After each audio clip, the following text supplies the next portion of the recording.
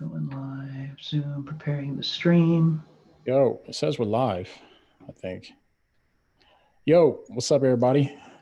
There we go. What's up, everybody? Welcome. Right now, I'm just waiting. Yeah, we are live. Sweet, sweet. So, what's up, everybody? Welcome to the live stream tonight. I know that we didn't give you guys a ton of notice, but thank you guys for showing up, those of you that are here. So, I'm going to wait just another couple, probably just another few seconds for some people to just hop in. Okay. Um, but it's good to see everybody. How's everybody doing tonight? Yo, Nate's in the house. Oh, Nate Andrew 2D2. Graham. Yeah, Nate's here. Yep. Nice.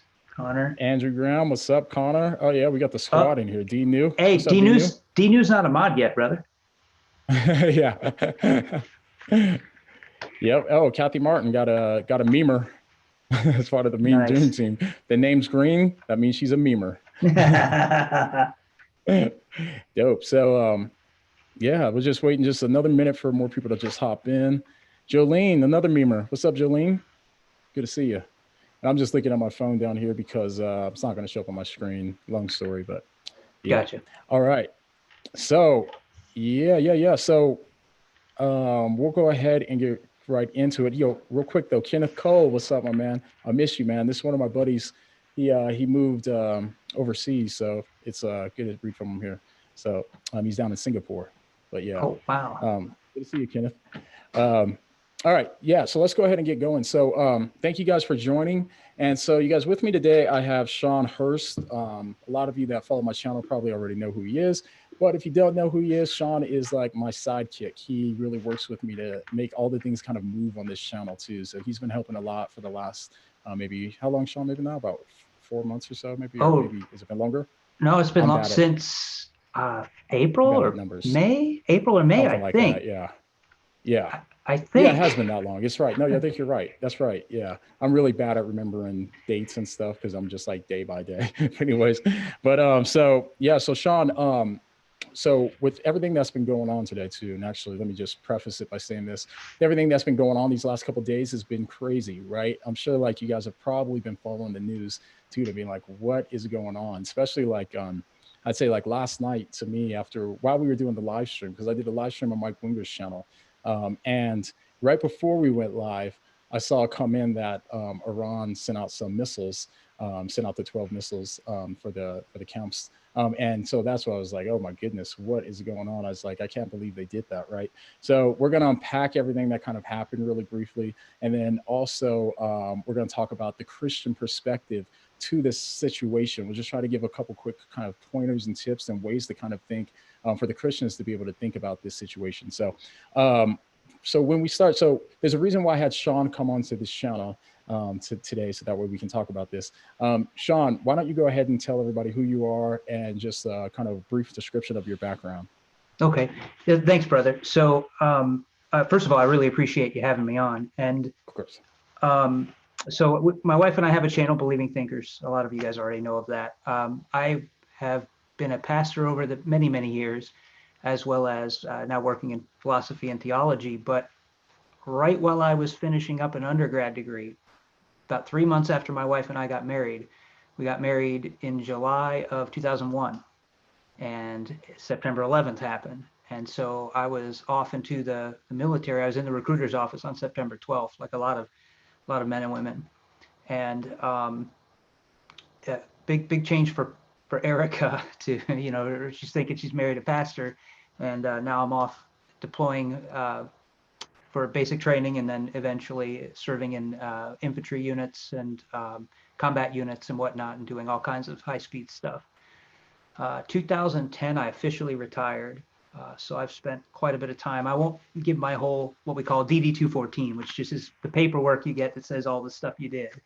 But I've also done protection work and other stuff and finish.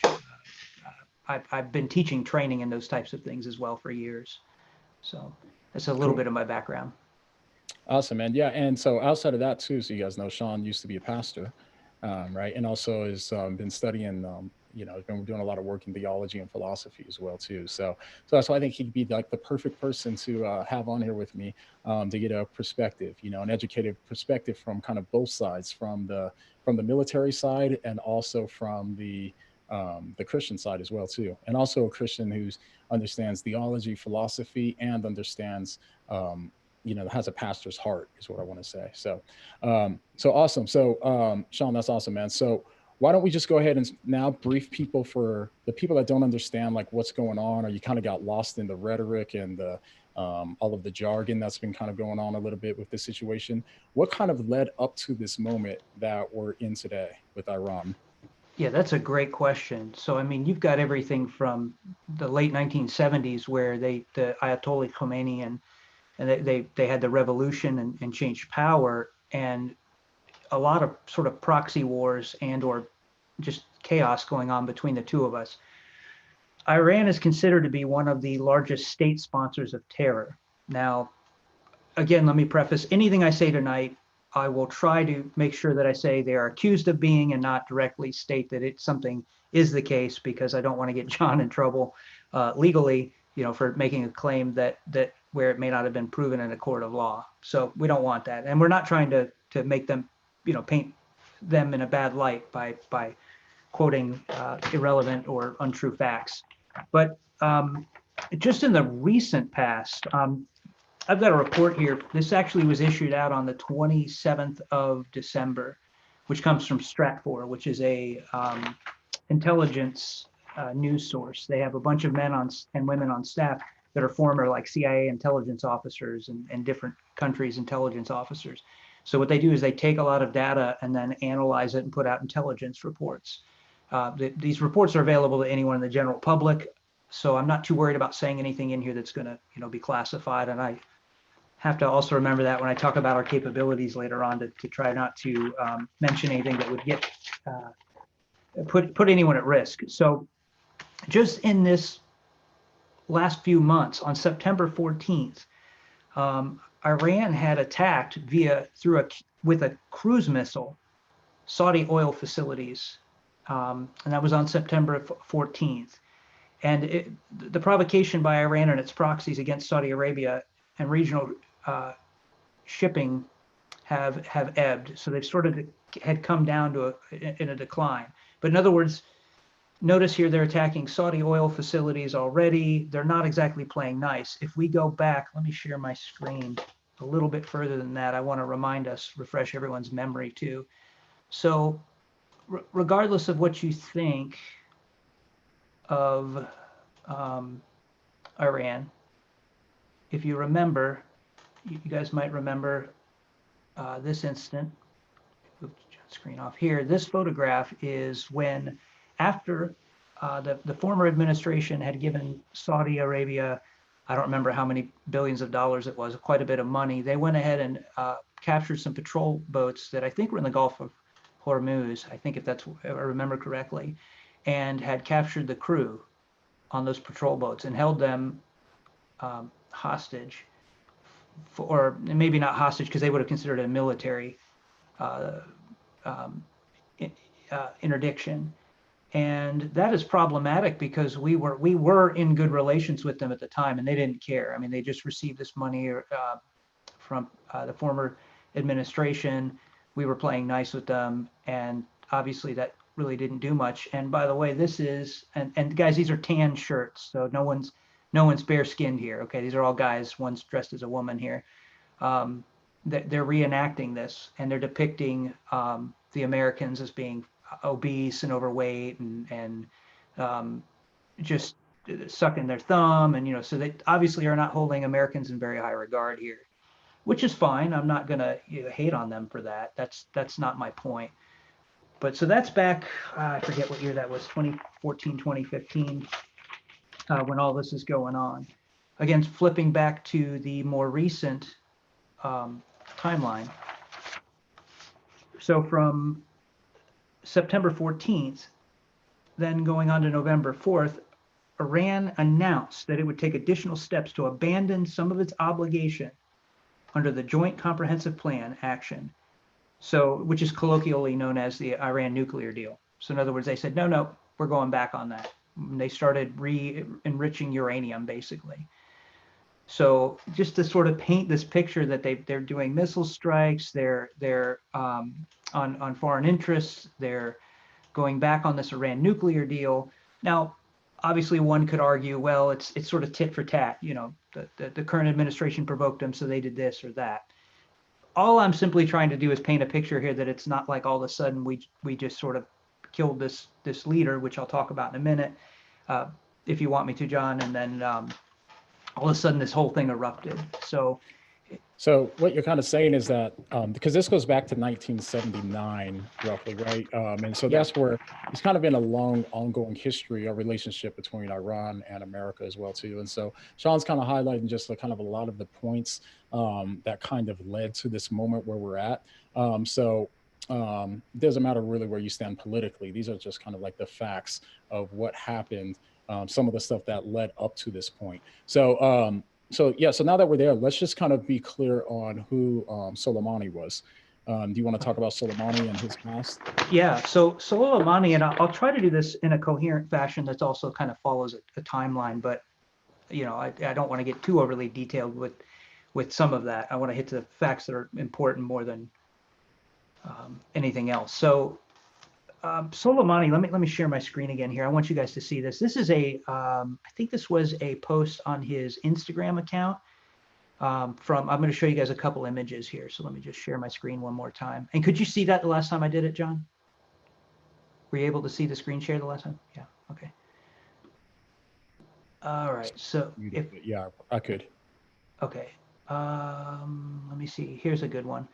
So this is from 2018, and Soleimani shares this image. Now, if you can't see what that is there, that's Soleimani in front of the White House, and obviously it's being blown up, and the American flag there is tattered and torn. And in English, right here in the image, it says, "We will crush the U.S. under our feet." And this is from July of 2018, if I remember correctly. Now, again, you know, one might argue, well, yeah, but he did this because the current president or administration, somebody said something he didn't like. Well, I don't know that it requires this sort of reaction. And moreover, this isn't, you know, name calling and bolstering coming back and forth. That the threat here is pretty obvious what he's saying. And in fact, he stated it explicitly here in English, that we will crush the U.S. under our feet.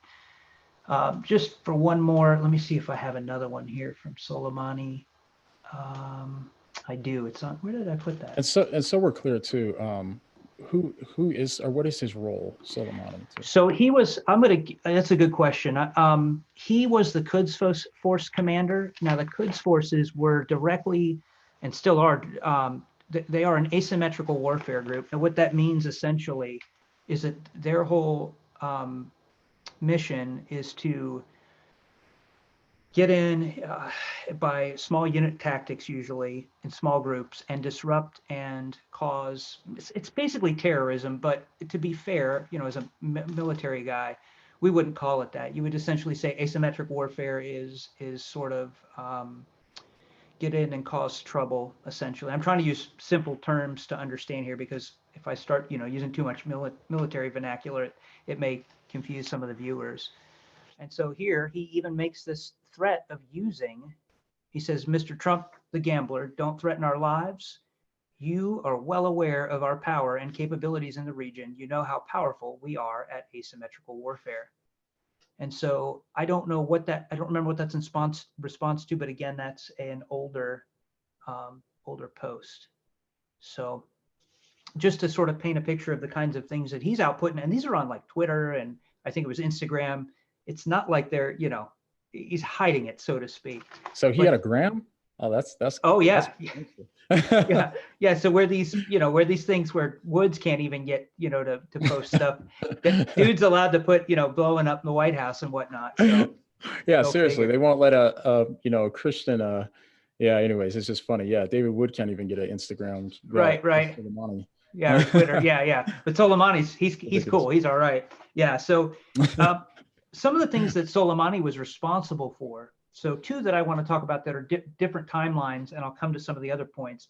First is that according to multiple Iranian intelligence sources, okay, who reported this to Kenneth Timmerman, who wrote a book about Benghazi, he had confirmed that Soleimani had orchestrated the attack on Benghazi. All right. And the reason for that is that apparently it's accused, all right, or it's been stated that what was happening was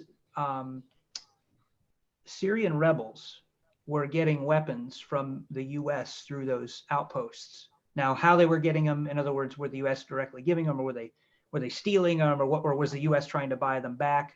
I'm not entirely certain of those details, and I want to be careful there. But nevertheless, Soleimani sees that and doesn't want these Syrian rebels getting these weapons. So what's happening is, in order to stop it, he orchestrates now and funds the attack on the Benghazi compounds there. And of course, again, this is allegedly, but it's coming from good sources. If those that receive this information from those sources, if everything lines up, that's a pretty big deal. Now, why is that such a big deal to us? Right? Maybe it's just a bad dude having a bad day, or maybe he thought he was doing something justified.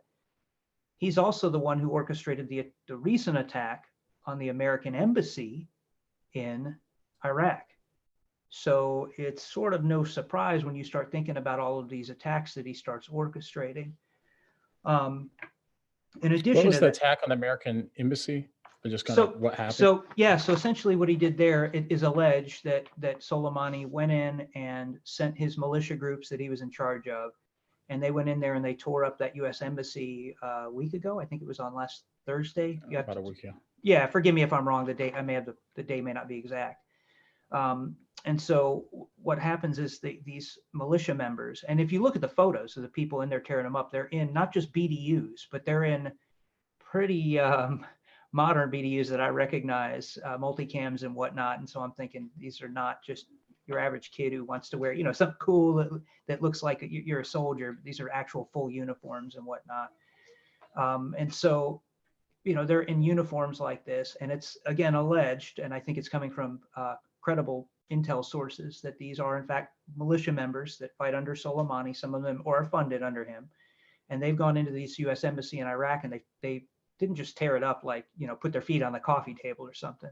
They set fire to it. They were smashing the windows in. They were doing quite a bit of damage to the building. Had the U.S. troops not pulled back and received reinforcements, I'm going to make an inductive statement here that I think it's very probabilistic that people could have lost their lives. And these windows, too, were fortified. I mean, U.S. embassies like this overseas, particularly in Iraq, are going to be fortified. So they're going to have bullet-resistant glass and whatnot. It's not like it's just, common household window glass. So to break that, and they set fire to the building and whatnot, I don't think they were in there just to say hi. So in addition to that, you've got that going on. I mentioned him being in charge of the Quds forces and the asymmetrical warfare, but one of the primary missions of the Quds forces is to basically destroy Israel, to get in there and to disrupt and to cause trouble from within. Soleimani has also helped with the placement of different types of ballistic missiles throughout not only Iran, but Iraq and Syria, with them aimed at Israel as well. So, I mean, that's pretty much been a big goal of his. And then lastly, actually there's two more points. He was a mastermind of a plot to assassinate a Saudi ambassador in Washington, guys, just so you're aware of this, in the US at the Watergate Hotel. And so, you have to think about that. He's not, again, some of these things I can understand. Militaries do to other militaries. I get that. But the problem is asymmetrical warfare stuff is not force on force type stuff. It's, again, most would consider it, sort of terroristic guerrilla warfare, if those of you are familiar with the term. Very, very, very dirty fighting. He's said to be responsible for hundreds of U.S. personnel's deaths, including the last one, which was a U.S. contractor who was killed by an orchestrated, I believe it was a rocket attack of his. And then lastly, his men, militia members, have been known to torture their prisoners. Now you may say, well, U.S. tortured their prisoners with power tools, John, with a drilling holes. And you may say, well, maybe it was to prevent an imminent attack. He was doing it to a child from a village that they had taken over. So in other words, these dudes were just wreaking havoc like ISIS and whatnot. These aren't Now, does that mean that he commanded that? No, not necessarily, but he's still responsible. Any good commander will tell you they're still responsible for the actions of their men. So I find that, pretty appalling. So this isn't exactly a nice guy, you know what I mean?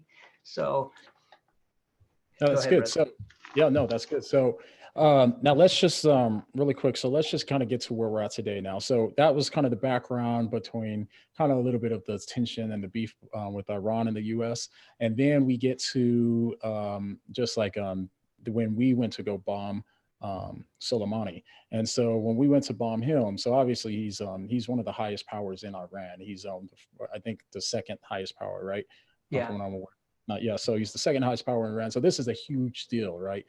For us to take him out with the drone strike. And so the U.S. obviously, the U.S. says it's because of because he was a terrorist and because he was plotting more harm towards Americans and so on, right? And so Trump kind of made it clear too. He's like, if they do anything, right? He's like, then we're just going to take them out, right? You know what I mean? He's like, we have 52 targets ready to go. You know what I mean? He's like, so if they do anything, we're just going to take them out. And then come last night, I couldn't believe it before I went on the live stream with Mike. I saw it came in on my phone right before we went live too, where it said Iran fired a dozen missiles or whatever, a couple dozen missiles or whatever it was, against the Army base, the U.S. Army bases. Oh, go ahead, Sean. Do you want to say something about that? Oh no, I was just agreeing with you. Oh, yeah. Okay. Yeah. Okay, cool. Yeah. So at that point, like I was certain, I was like, okay, now it's going down because because they've been talking a lot of stuff too, right? Them and Trump and America and them. So I said at that point, it's like an ego thing where they have no choice. They said they promised that they were going to get revenge on America, right? And then so for them to send those missiles says that like they're not backing down, and America is obviously not backing down, right? Trump already made that clear that America's not going to back down. So that was a huge deal for them to do that. So now, according to their reports, from what I heard their reports, they said that they killed 80 soldiers and wounded 200 more. Then this morning, I'm sure most of you probably caught the press conference from Trump talking about the situation. And he says that it was only, or that there were no casualties and that nobody was hurt. So this is where things really get interesting. And I want to make sure that, Sean, did you want to touch on any of that I just talked about before we move on? Yeah. So real quick, that I saw some overlays or some overhead photos of the where the missiles landed on these bases, and it's a good thing that they didn't hit any U.S. soldiers. They did hit. I saw one of them look like it landed on an airfield, and it was interesting.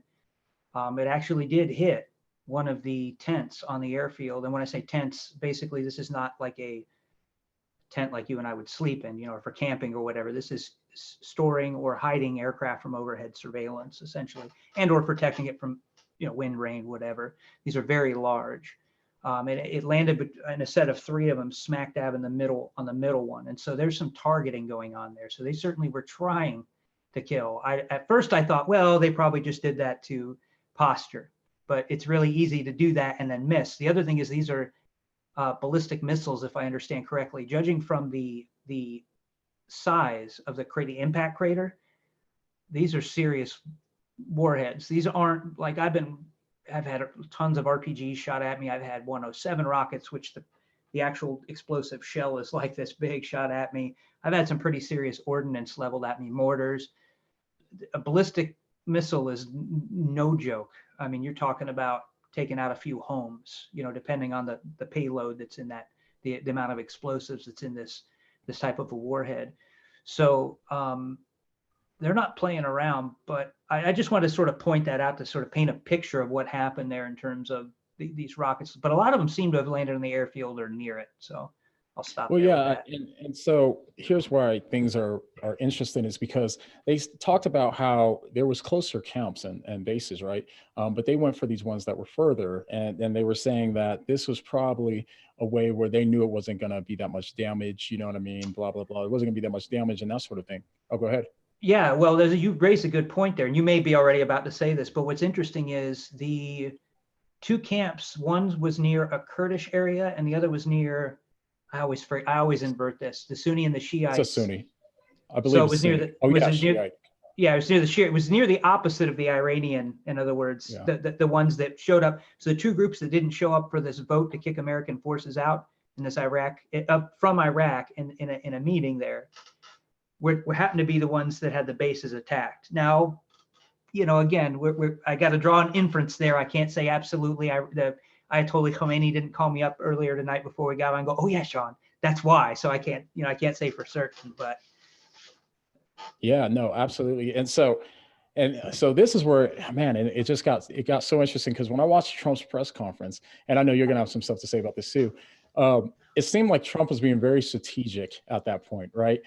So he was, what I thought he was doing, it seemed clearly strategic in my opinion, because what he did first, he was talking about like, it looks like, no, there were no casualties, you know what I mean? No casualties. So it looks like they've backed down, you know what I mean? And they're seeking peace, which is good because we want peace too, and unity and all this other stuff. And so that puts them in a position where now Trump is protected because if they initiate more violence, then it looks like, then obviously the world sees that they're the ones that are inciting the violence and starting the war, right? Because Trump proclaimed peace. But also he did it in kind of like this way that he was framing it. So that way they kind of had to take this, you know what I mean? Because they had to retaliate at some point. They promised retaliation. Everybody is mad. You don't just take out one of their head commanders and nothing happens, right? They had to retaliate. And so Trump tried to make it where, as at least it seemed to me, at least, he made it where this happened, or he made it seem like they retaliated, you know what I mean? And even though nothing happened, it was a fair game and it was retaliation, and we kind of leave it at that, So now if they do anything else, then it just doesn't look like escalation. It looks like they're actually starting a new conflict, So he was strategic in that front. There's a couple more things he did strategic, but Sean, what are your thoughts on that? yeah, I think I agree with you 100% that it was brilliant because what he's done is he said, look, there's no loss of life. You shot your rockets. And honestly, if they have to appease their people and say, oh, we got them, those terrible Americans, and that makes everything all right, whatever, that's fine. They can say whatever they want to say because they've got to look good. And if that solves the problem and there's no loss of life, fine. I doubt very seriously if there was that many killed or injured that we wouldn't. I mean, come on, that's reported. Well, see, and that's an interesting thing, though, right? So, like, if Trump's lying about this, then that would be terrible, though, right? Like, everybody be ticked off. But I was thinking, what if he's using that for a strategic angle as well? Because they believe that, like, they've decimated. If they do really believe that they decimated and killed all of these American soldiers, then if he uses that as a play, then you know what I mean. He's like, yeah, they didn't get anybody. It's all good. You know what I mean? So it could be part of the strategy, but I mean, that does seem more unlikely, but I mean, everything's so crazy in this world today. Who knows? Yeah, it would be hard to hide the deaths of 80 soldiers because their families would be coming out and going, what? No, that's not what happened. My son or daughter died, and in droves. I mean, you'd have somebody that would leak it. Well, so with the rules of the military, is it I guess, is it legal to, or I guess, could they withhold that information from the family for now, given that we're in kind of like a state of pre-war or something like that? In theory, they could do it logistically, certainly. I mean, they could certainly do it. I find it hard to believe they'd be able to lock down that much of it, but I'm not saying they couldn't do it either. Are they capable? Let me say it that way. Yes. Is it probable? No. Is it possible? Yes. So there's, just want to define the difference between those two. But I do think I agree, it's a smart tactic because the other thing is now, I look at it this way too, that essentially by Trump doing that, what has occurred is Iran don't forget, is launching weapons outside of their country into another country. So it's not like we're inside their country and they're attacking us. At that point, people are just going to say, get out of their country. So it's a little bit different here where they're launching attacks into another sovereign nation's territory and launching those attacks on military bases that are currently, unless this has changed, my understanding is they're currently still allowed to be there. So you've got, another sovereign nation with U.S. military personnel that are there and by the way, they were there for what purpose? To help the Iraqi forces drive out ISIS. So, you just have to sort of keep that in mind. I don't want to talk about troop sizes and whatnot too much because I don't want to put anyone in danger and I don't have all that G2 or intelligence, but So anyway, it sort of puts the ball back in the Iranians' courts. It forces them now to look really bad, because at this point, if you look at it this way, they launch 12 missiles. All right, it's done. It's done. If they launch another attack, all of a sudden they're going to be painted as the doofuses that they are. That they just want to. They're the ones that want to start the conflict, which maybe what's going on with that jetliner that went down. Which I don't know if you want to talk about that now or later at all, but. Okay. Yeah, no worries. That's good. Real quick, I got a super chat from Radical Love. Oh, What's up, awesome. Radical Love? Says, stay on topic, peeps. Hit that like button. Thank you, Sean, for serving our country. And I think she's referring to the people in the chat, maybe, or maybe he's talking about us. I don't know, because I think we've been on topic, I think, right? Yeah, we're good. We're good. I think it's people in the chat. Yeah. No worries. Yeah. So, hey, thank you, Radical Love, for the Radical Love, right? It's Thank good you. to see her back on. Yeah, she's Yeah. awesome person. Yep. So. Sure is. Absolutely. So, so now let's move a little bit into the Christian side of the situation. So there's a lot that could be said about, Christianity and politics, that sort of thing. But there's a historical perspective that's been typically given that kind of gives the ethical boundaries for when we go to war. That is past. I mean, it goes back even like Augustine, and so it's like in the history of like Christian thought, and it's called just war theory. And so with just war theory, there's 6 principles that they give for like the ethical conditions and boundaries that Christians should maintain when it comes to considerations of going to war or I guess like serious conflict, that sort of thing. The first one is the war must be for a just cause. Okay, so it's got to be for a just cause. It can't be for an unjust cause, of course. But that does sound subjective, right? But but yeah, right, because they're going to think their cause is just. But anyways, it's a good way to think about it. Say, is this a just cause? Is this an ethical cause? And they would say the war must be lawfully declared by a lawful authority. So it can't be like me and Sean going to decide to declare war, right? It says the intention behind the war must be good. Again, kind of subjective, but it's a good principle, if you can follow it out objectively, so is the intention behind this war good, or is it for greed or gain or money? So this kind of gives Christians a way to ponder, like Trump, for example. He would, given Trump's Christian, he would have to ponder these things, right? It says all other ways of resolving the problem should have been tried first, which I think is, obviously pretty ethical. There must be a reasonable chance of success. And the last one would be the means used must be in proportion to the end that the war seeks to achieve. So, Sean, do you have any kind of thoughts on just war theory? I know it's kind of like a thing that gets talked about a lot, and but I do. I have a couple thoughts, and I agree with everything you just said, which I think I would push back on one of those points. And I do want to say, this is a caveat that may seem unrelated, that there are going to be those that say, well, Trump's not allowed to declare war according to the War Powers Act, and say, yeah, that's fine. But there are certain things that he can do, and he hasn't declared a war yet. So I just want to throw that out there, that that's not what we're saying he's done. To my knowledge, he hasn't declared war on anyone. He's just retaliated for acts that have gone against American personnel and interests. On point, is it 1, 2, let's see, 3, 4, 5, there must be a reasonable chance of success.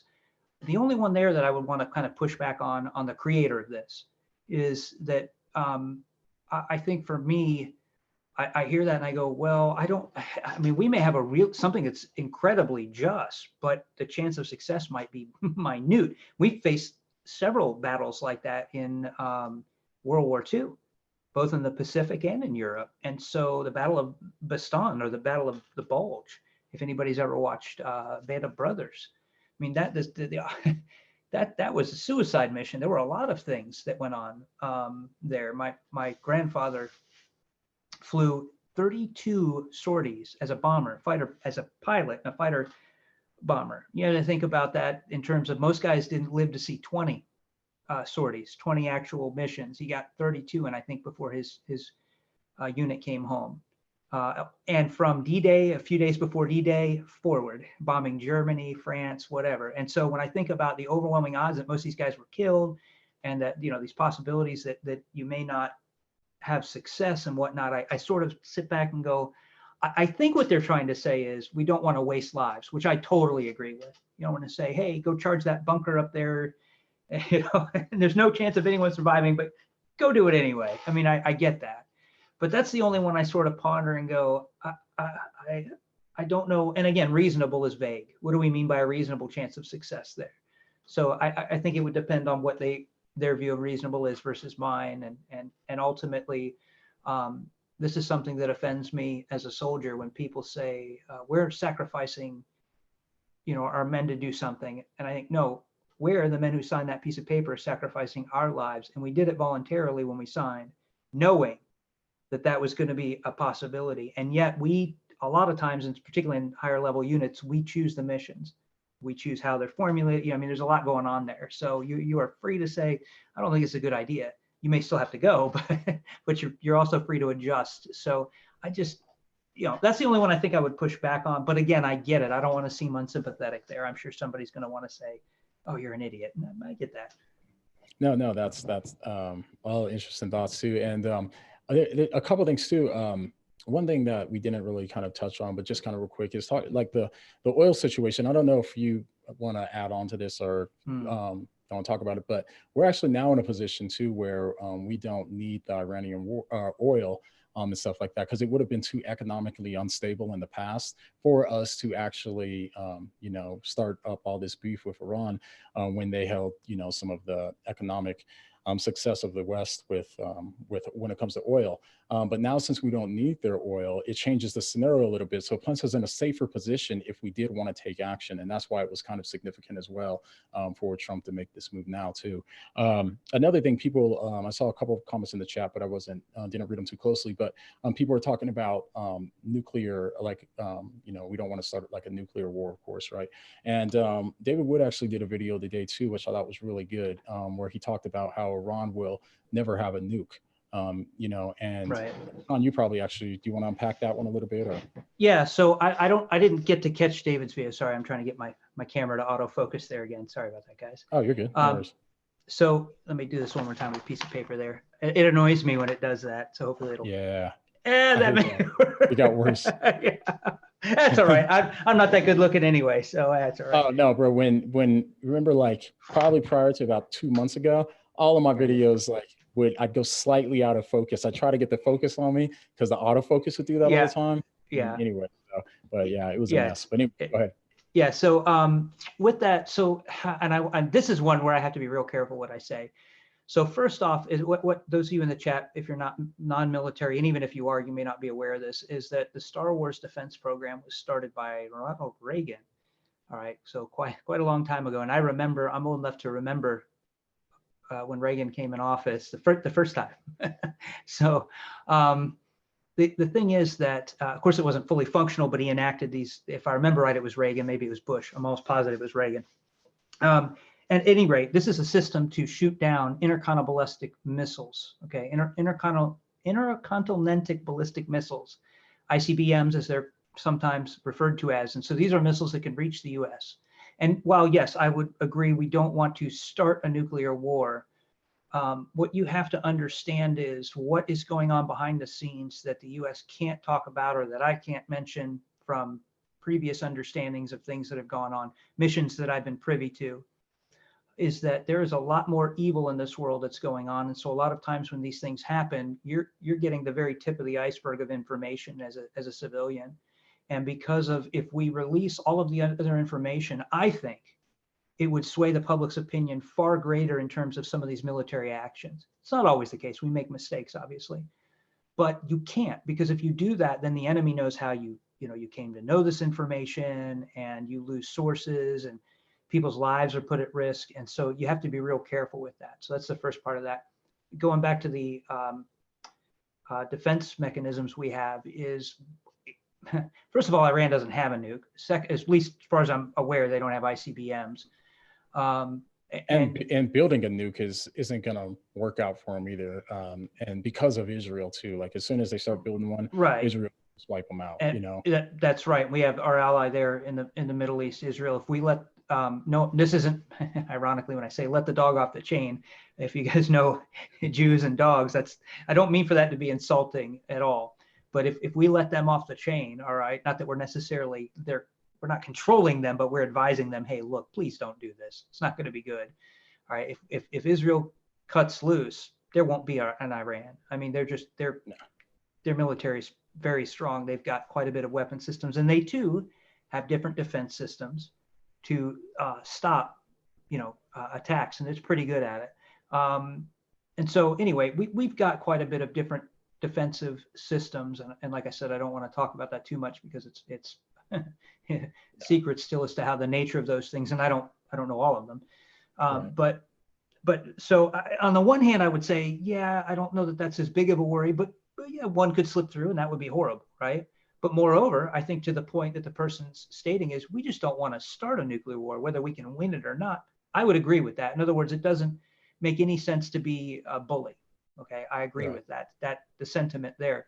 But again, just keep in mind, and I'll reference something I said in the video on this topic on my channel a few days ago, that if you guys watch Wood's channel, you know that a lot of times in these Arabic countries, the modus operandi for debates and whatnot is to bolster and to say very big or extraordinary things, and so it's not unusual to see this sort of posturing. And so just because somebody's saying one thing doesn't mean their intentions are supporting that. Look at the case of these 12 rockets. If they really were trying to do the damage, they wouldn't have launched them at those targets. I just don't think that would have been the way they would have gone about it. There are other ways they could have done things, other attacks they could have launched.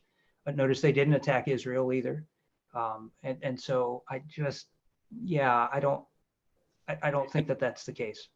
And I would think so hopefully Israel kind of keeps this, not Israel, Iran keeps this in check, because it seems to me like it could have just been a placeholder, right, too, and they could wait a year, wait 2 years, you know what I mean, or something. Who knows what they're plotting, you know what I mean?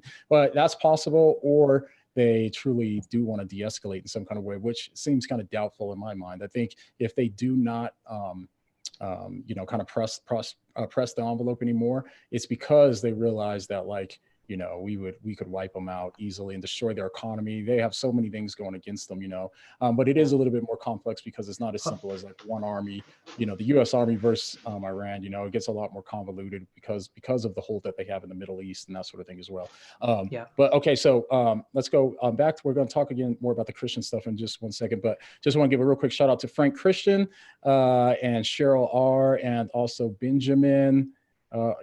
Yep, too far back. But hey, those are some memers. If they're in green, they're memers. I appreciate you guys. Thank you guys so much for your support, for supporting the channel and making everything happen. So, there's new signups from tonight? Oh, no, I don't know. I think they're just, they're members. I don't know when they signed up. But awesome. If you guys aren't members, sign up. What are you doing?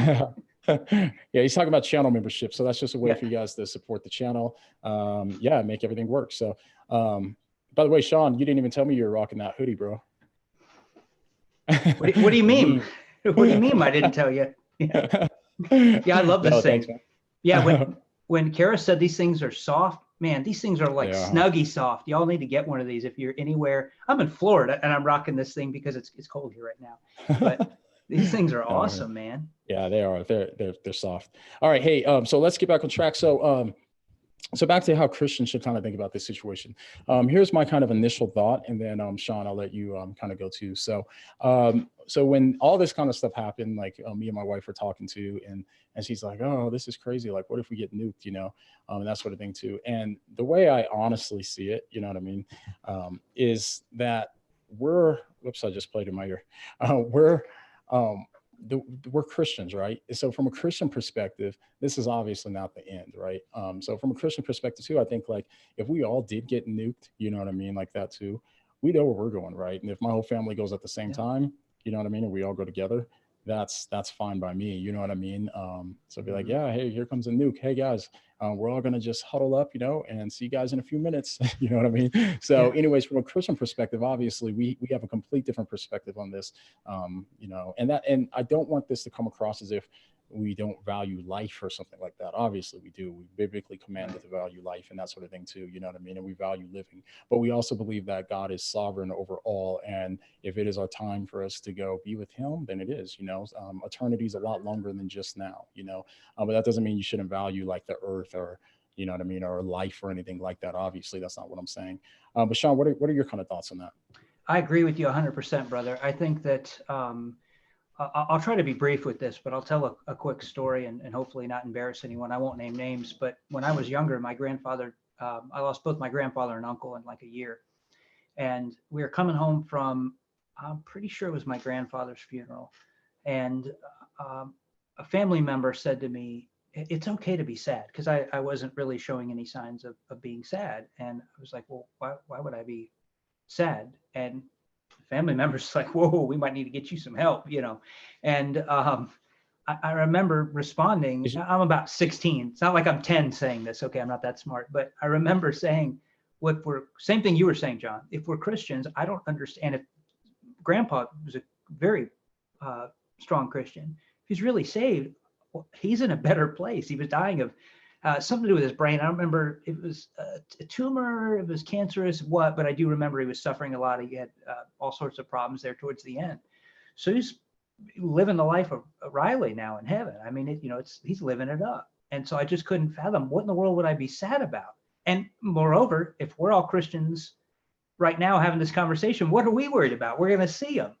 So, I mean, I sort of get it, but I don't, it's better to be sad while they're going through those terrible experiences than once they're out of that terrible experience and on to talk about a better place. I mean, the best place. A friend of mine and Pastor or Dr. Shoemaker once said when we were in college, I remember him saying this in a chapel. He said,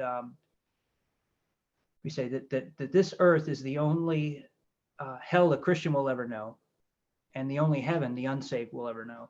And I thought, man, that's a good point. Rather obvious, but when you think about it, but a good point.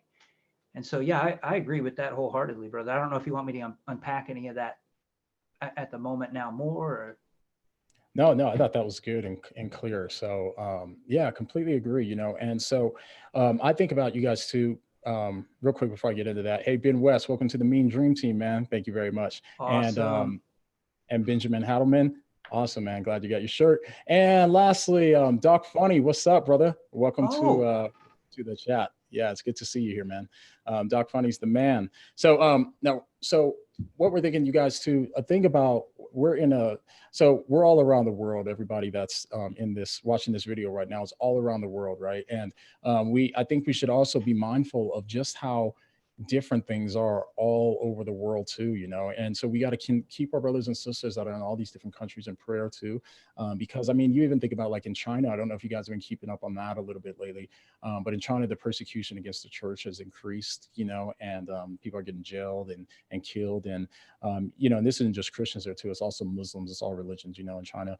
But also, I mean, you have North Korea, that's bad. You have all these countries that are really, really bad, you know, and they don't let you say what you want to say. That's why I think it's so incredibly important for us to keep free speech going in America, because there's not too many countries that are allowing this free speech, you know. And so it drives me nuts when I see people who are just so against free speech, right? They're just like against our country, against free speech. They're being brainwashed into something that they don't understand the implications behind. Yeah. And so, oh, go ahead, Sean. I was just gonna say, did you see that article come through? I know you and I use the same news app. Did you see that article come through about China and their schools and the limiting of, can I mention this point real quick? Go ahead. Yeah. To bolster what you were just saying. So I just shut off my phone for the stream, but basically the article said that China has made a law now where they can't use any textbooks that are outside of their country. So no curriculum that's been written or developed outside of their country. And literally it's because they don't want anything else influencing their students to believe anything that's not Chinese approved, because they want them to push, of course it was phrased in a positive way. They want them to push China forward or something like that. And I'm like, yeah, that's limiting freedom of speech, and you're literally it's thought control. So yeah, just goes to what you're talking about. No, I'm glad you mentioned that too. I mean, I was planning on doing a video on the China situation too, because you think about, so the other day I woke up and I was annoyed at YouTube because they've been like demonetizing all my videos lately, which didn't used to do, right? And I talked to Sean about it because I was frustrated. They've been demonetizing my videos, and then I'll submit an appeal, and then like after 48 hours, or a day or two, 24 hours, 48 hours, then they would say, oh, okay, yeah, you're right. You know what I mean? It wasn't not suitable for advertisers or whatever. Right. So, but by time they approve it, most of the money that I would make off of that video is gone, and my views are dropped during that time as well. And YouTube says, they swear up and down, they say that no, if your video is demonetized, it will still get just as many views. That's not true. I mean, creators talk about it all the time. People on YouTube talk about it all the time. So I was frustrated because I was like, man, you know what I mean? I don't know what they're doing on my channel. I don't know if it's a new algorithm thing or if they're just picking on me or what, you know what I mean? But it just seems, it's really frustrating because too, I've been trying to switch over, you guys know, I'll switch over into full time doing this, and so it's just bad timing. So anyways, I was like upset about that. And then I was like, man, you know what I mean? If they're persecuting me, this is annoying, and, it makes me mad. Then I thought about like these Christians in China, right? Like that persecution to me is like way more severe than any of the stuff that I'm going on, that I have going on here in America too, and what's so crazy about it is because like everybody knows 1 Peter 3:14. Well, everybody doesn't know. 1 Peter 3:14 is one of my favorite passages in the Bible. And it's what's on these hoodies too. It's on actually Sean's version, not the blue one, but the other one. It says 1 Peter 3:14. And then I also have it on my Twitter. Yep. There you go. And it's also on my Twitter, it's pinned and stuff too. And that whole section there is talking about the persecution of the church and then how they should act, So it's like, even if you should suffer for what is right, you are blessed. Do not be afraid. Do not fear their threats. And so that's why I have the lion, because it's like, do not be afraid. And then underneath it says, do not be afraid, or is it on top or bottom? On mine, it's on top. And I think First Peter, it's somewhere on here. That's right. 1 Peter 3:14 or 14's on the bottom. So anyways, but yeah, because I mean, they actually have to live those chapters. Like if you look at like 1 Peter 2, for example, it's all on living with the culture who hates Christians, and then how to live with them. And 1 Peter 3, we're moving into how to deal with persecution.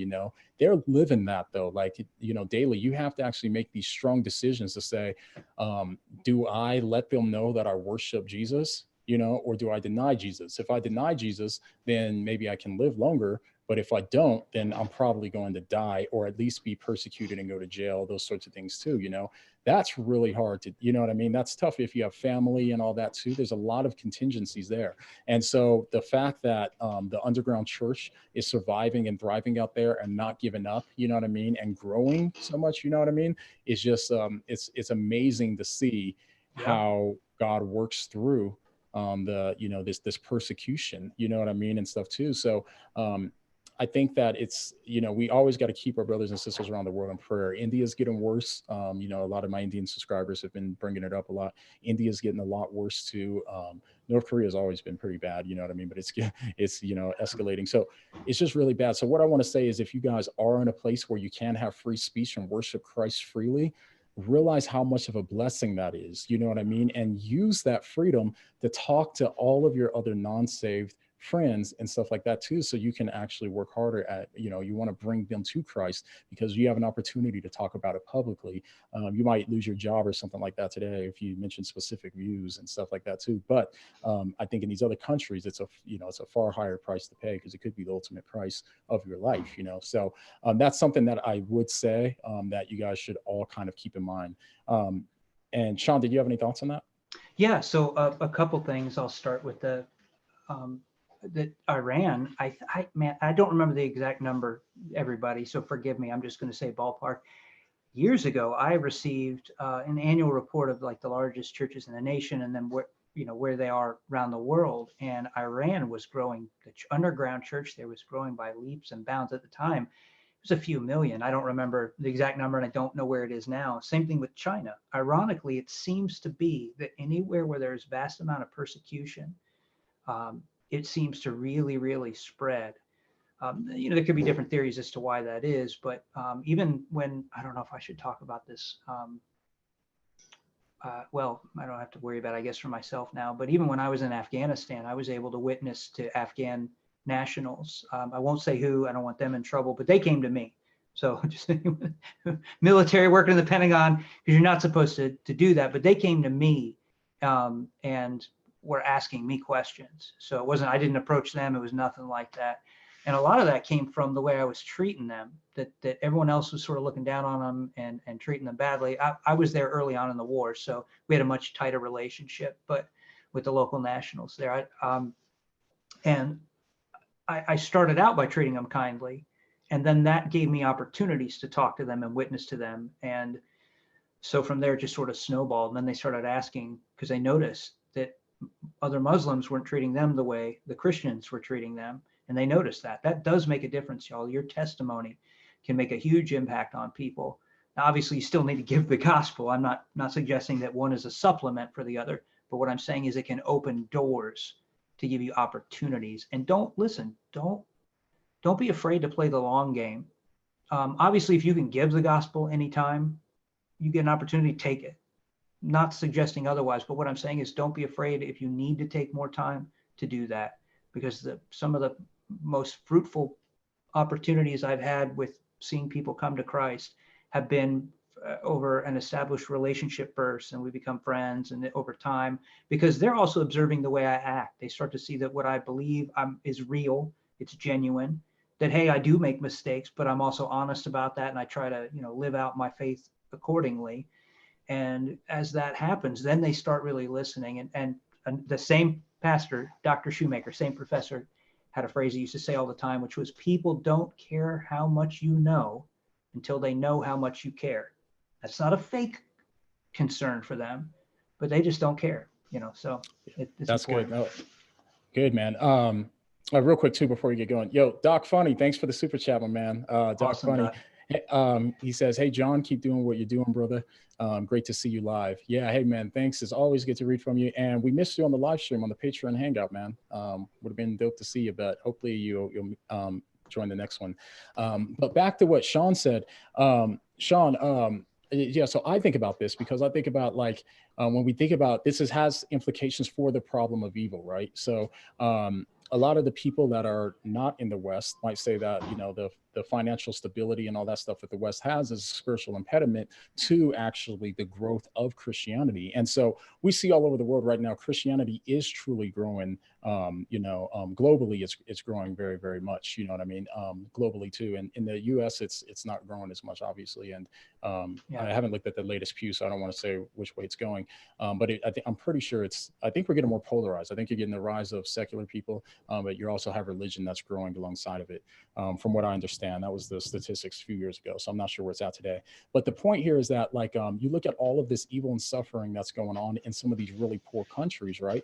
And in those countries, Christianity is thriving, you know what I mean? A lot of the times too. And so if Christianity is true, right?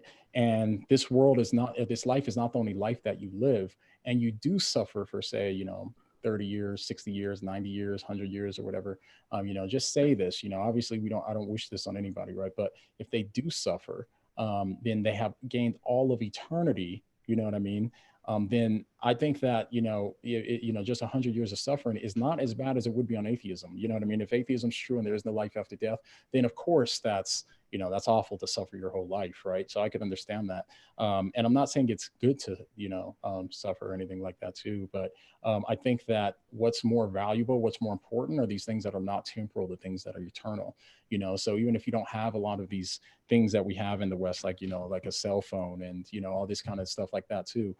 These things are all temporal. These things are all going to die. They're going to go outdated. They're going to decrease value, all these different things too, but if you have your eyes fixed on what's eternal, and that's why I like Paul's scripture when he talks about that, fixing your eyes on the things that are not seen, because those things are eternal instead of the things that are unseen that are finite, because that's what I think, I think that, obviously I think that makes a big difference. So that's just one kind of consideration that you can think about. Do you want to add anything onto that, Sean, or? Well, I think you said a lot of good stuff in there. I got to think. I was so busy going, yeah. I didn't think about that. Yeah. But yeah, no, I think that's right. And I think that it was interesting. I saw, and you kind of caught me by surprise with that. So I don't have the data in front of me, but something in Europe or the UK, I don't remember if it was the UK as well, where Christianity has gone back up a little bit. What's interesting is they have they're suffering quite a bit more as Christians now in terms of free speech laws and all kinds of stuff being passed and sort of, I mean, I know that they're talking about police are able to show up and question you if you've made a comment that somebody didn't like now. So I'm not talking about a threat. I'm talking about just something that they didn't, I forget what they're calling it, but it's pretty sad when you think about that. And so people are paying a high price for being fired from jobs just for asking questions about certain beliefs. And I mean, you think about how hard that is. And so that may be attributed to that. Of course, it may not be, but I do agree with you, brother. And I think that it seems like whenever we suffer, we tend to take these eternal matters more seriously and start thinking about these things, I think, deeper. Not just, I don't even mean just like the threat of death, because I get that, the old chestnut, there's no atheists in foxholes. Not exactly true, but I get the point of it. But there's certainly far fewer. So Yeah. Anyway. That's good. So good points here. So you guys, we're going to be wrapping up here soon. So if you guys have any kind of questions or anything like that you guys want us to comment on really quick, likely related to this topic, we'd prefer those, But if you guys have any questions or anything like that you want to talk about real quick, we'll go ahead and take a few comments and then we'll get out of here. So real quick, another super chat from Doc Funny. Hey, appreciate you, Awesome. man. Yeah, thank you very much. Says, everyone, please stop with the foul language and hate speech. Please behave yourself in this chat. Yeah, really? No free speech here, son. No, yeah. Just kidding. No, but really though, you guys watch the profanity and stuff like that too. If for even though the reason that YouTube is cracking down on that kind of stuff too. They have these new laws that they passed with harassment and that sort of thing too. It's kind of going that no speech for way too. But they'll, so anyways, we're gonna have to start deleting your guys' videos and stuff like that. Deleting your comments if you have foul language and stuff, because if not, it's going to start suppressing the video and stuff like that too, if we allow it. So I don't care if anybody wants to say whatever you want to disagree with me, anything you want to say, I don't care. I'm not that kind of person. I don't get upset about disagreement or anything like that. Just don't be obnoxious and annoying. That's what I want to say. Okay. If you're obnoxious, and I know that's a little subjective, but the only kind of people that I've blocked from my channel have been people that are supremely obnoxious. I don't care if you disagree with me. It's even better if you talk to me calmly and you have good points. That's, that's great. But please don't be obnoxious and continue to use foul language, that sort of thing too. So, okay. So, yes, if you guys have a question, tag, what do you mean? So do the @ what do you mean? That way it will pop up as orange in my feed and then it will stand out. So right now, first one I see is just Travis tagged me and says, Travis says, thank you for the video. What do you mean? No problem, my man. Thank you for being here and watching. Appreciate it. Ben West says, I hope one day I can be like Dr. Funny. Yeah, me too, bro. Me too. He's a good guy. Yeah, he is. He's an awesome guy. And it's cool because I got to know him too. That's what's awesome. What I do like about the Hangouts is that I get to there's like those of you that come to the Hangouts, we all know each other, and so it's cool because I know what's going on in your life. I know, what I mean, your name, it's cool. We all talk and you guys know things about me and stuff. So it's really cool. Go ahead, Sean. Doc, we sent you an invite too to a super secret squirrel. And that's not really, but another group, because I moved my Patreon over. So just so you know, check that out in your inbox. I sent you an invite to that. Word. All right, guys. Not seeing any questions here. Let me see. Travis says, what do you mean? I would like to see that discussed, how hate crimes can be used to suppress free speech. Yeah, if I understand your question right, you're saying how they can consider it hate crimes if you're just, I guess you're saying they're calling it hate crimes to suppress free speech, which is just terrible, I think. Like, I would never in a million years try to get somebody not to say something I don't like, right? You know what I mean? Like, on their own platforms too. Like, if they're on their platforms, they can say whatever they want, as long as they're not inciting violence or something like that, then by all means, you know what I mean? Give your perspective, give your views, you can be insulting. I don't care about that stuff. I would never even cross my mind, but a lot of people today tend to take that route. And I actually read an article not too long ago. I'm not sure I haven't looked at this, the studies that they did or whatever, but they said like Bernie Sanders supporters and who's the girl, the older lady? What's her name again? Oh, I don't want to use the insult that the current administration uses for Not Elizabeth AOC. Warren. Yeah, Elizabeth Warren. They said, Okay, yeah. but yeah, Bernie Sanders and Elizabeth Warren supporters are like, I can't remember the percentage. It was like 70% more likely to be against free speech than the rest of the population or something like that. You know, but I mean, obviously that kind of makes sense if they're supporting that ideology and other people aren't, you know, but still. I heard an Irish politician say recently about this very topic. She was saying that when groups cannot use logic and arguments to refute the truth, they have to suppress it. I was like, whoa, yeah. Yeah, it makes sense though. And because we're in a place now where feelings have trumped reason and thinking, you know, feelings people are identifying as themselves. So they think like, I am my feelings. And if people think they are their feelings and you say something mean, then you're like, you know, talking about them, you know, like, or it's like hurting the core of them and they can't take it. But that's why the world is so inconsistent right now and we're in trouble. The recent video I did on the guy that did the forced abortion pill, his girlfriend to take it. I can't remember what I named it. I said today in insanity or something like that. Yeah, it was a perfect example of the implications behind this kind of thinking, but there's limitless implications and these things are starting to come to pass. So I don't know what's going to change, but if something doesn't change, we have like the fall of Rome coming for us because we can't survive if it's this discombobulated. Yeah, you're right, brother. And if I could make a comment too about some of this is that I think for me and it, you know, whether here on my channel or wherever I happen to be, if somebody's going to be rude and throw out ad hominems, which just means insults, I'm going to ignore them. But it's because I want them to reframe the statement. I want to have a dialogue. I want to hear why they disagree. I just want them to do it in an intelligent manner, and I know they can. And so most of the time I'll tell them, hey, just reframe that. I don't mind a different opinion or view or facts or any of that. That's right. That's right. Yep. All right. Okay. Yeah. I was gonna see. We'll take one more question, guys. Do you see something on there or no? I can't see it right now. I don't have it. It's open, but I don't have it sort of running in the background because I don't want to. That's fine. No worries. Let's see. No, I don't. But that's good. It means I guess we did a good job. Yeah. I'm like lost because I don't even. Go ahead. Thing is hard for me to see. Go ahead, Sean. Yeah, while we're waiting, hey, listen, y'all. So John won't ever say this or ask this of you guys, but I can do that. So so here's the thing, guys. Please consider supporting him either on Patreon or through the subscriptions on here. The subscription's a few bucks, and Patreon, I think. What's your lowest tier? Is it $1? $5? $1. $1. Yeah. I mean, you know, it does nothing in terms of and trust me, I give a lot more, and I work for, well, I don't get paid, but I volunteer my time for John, and I still donate quite a bit. All right, because I want to see him be able to go full time, because knowing him, I have the opportunity to speak with John sometimes several times a week. We hang out, we talk like this with each other. And I know that if he had that time to dedicate solely to ministry, you guys would get a lot more of him and those thoughts of his, because he would have more time to put out more material. So please just prayerfully consider it. That it means a lot to me if you would do that for him. It's a few bucks. It's really not much. And it would make a world of impact if everybody, you know, just gave a few bucks.